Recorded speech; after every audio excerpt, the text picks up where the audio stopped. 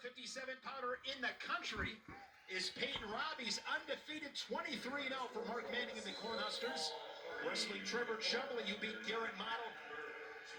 How big is it, Jim, or the differences rather than getting a couple matches in or being that number one guy? You're wrestling a guy with momentum. Is Chumley coming off a win? What's that like? How important is that? Well, I never like to send a guy out there without having a little bit of warm-up or workout. I mean, so at the same time that the rest of the field was working in the first round, a guy like Peyton Robb was more than likely going out there and going through a heavy drill session with one of the assistant coaches and some of the teammates that they brought along. So they got a full workout in and recovery, all right, headed into it. So they did something very similar but very strategic and purposeful about being ready for this first match. You can't go out there, flat-footed.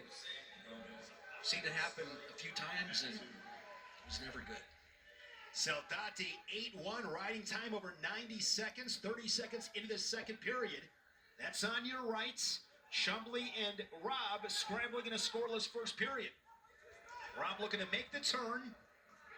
Robb is undefeated, as is 174-pounder Mikey Labriola.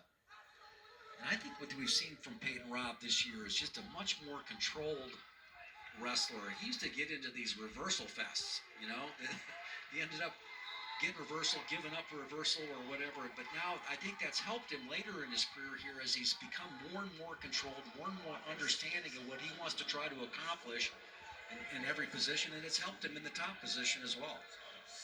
Peyton Robb from Owatonna, Minnesota, three-time Minnesota State champion before heading to Lincoln. See how controlled that action was there on Robb's part? Beautiful. The takedown 2-0 on the edge inside of a minute. And this is another level where he's really raised his game. In the top position, this guy will ride you like a leech. It's a focus of all these top programs. They're really trying to, what a benefit is when you get guys that are good in the top position in your program. If you're out there in high school and you sit there, well, how do I get to this level?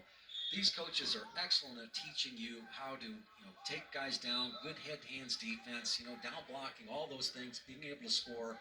But when you can come into a program and have that edge in the top position that you've learned, from some of the best guys, if you've had those skill sets, you are for hire. No question. Peyton Robb, first team all-mat return team for sure. And two, it has to do with buy-in.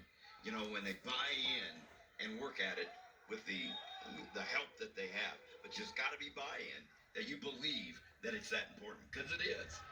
Robb finishing the period on top. He's done that so many times this season. And now the Cornhusker will go on bottom to start second period. Saldate in command. They're on the rights.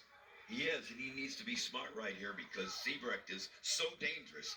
And so there's no reason for Saldate to get into any position of that favors Siebrecht. It's just been one move, right? That one move, one sequence here. So he's added to that with a couple of escapes. But